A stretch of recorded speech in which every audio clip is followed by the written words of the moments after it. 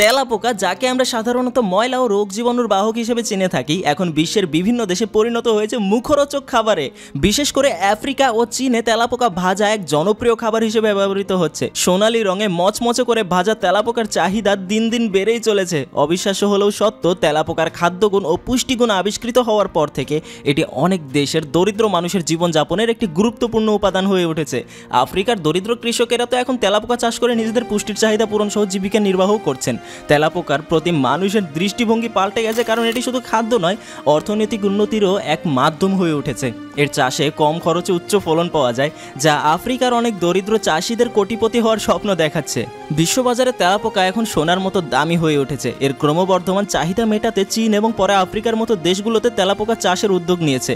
চীনের কিছু খামারে প্রতি বছর ৬,০০০ কোটিরও বেশি তেলাপোকা উৎপাদন করা হয়। এই পোকা শুধুমাত্র খাবার হিসেবে নয়, ওষুধ তৈরিতেও কিন্তু ব্যবহার হয়। বিভিন্ন ঔষধ কোম্পানি তাদের পণ্যে তেলাপোকার উপাদান ব্যবহার করছে, বিশেষ করে চীনে তেলাপোকা ঔষধ এবং প্রসাধনী তৈরির পাশাপাশি বর্জ্য পদার্থ খাওয়ানোর কাজেও ব্যবহৃত হয়।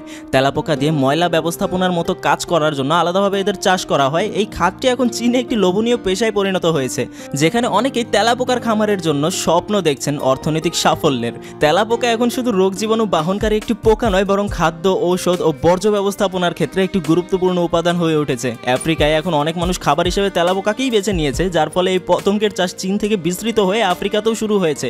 আফ্রিকার ক্ষুধা, দারিদ্র্য এবং সম্পদ সংকটের সমাধান হতে পারে পতঙ্গ চাষ, কারণ তেলাপোকার মধ্যে রয়েছে উচ্চ পুষ্টিগুণ, যা আফ্রিকার অপুষ্টিতে ভোগা 20% মানুষের জন্য অত্যন্ত উপকারী হতে পারে। তবে তেলাপোকার ব্যবহার শুধু যে কটা বললাম এগুলোর মধ্যেই কিন্তু এখনো সীমাবদ্ধ নয়। এটি এখন মাছের খাবার এবং হাঁস মুরগির খাদ্য হিসেবে ব্যবহৃত হচ্ছে। তেলাপোকার এখন বহুমুখী ব্যবহারের কারণে এর চাহিদা ক্রমশ বাড়ছে।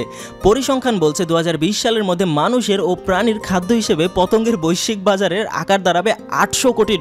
তাই তেলাপোকাকে সঠিকভাবেই স্বর্ণের মতো দামি বলা হচ্ছে এখন। তা আমি জানি না আমাদের দেশে যে মেয়েরা তেলাপোকা দেখে লাফিয়ে লাফিয়ে পালিয়ে যায়, সেখানে ওই দেশগুলোর মেয়েরা এগুলো খায় কিভাবে আমি বুঝতে পারছি না, এগুলো রান্না করে কিভাবে। এখন আপনি আপনার কোন বান্ধবীকে এই তেলাপোকার রেসিপিটা বানাতে দিতে চান, তাকে ভিডিওটা শেয়ার করে দিন, লাইক এবং ফলো করে সাথেই থাকুন জুম বাংলার।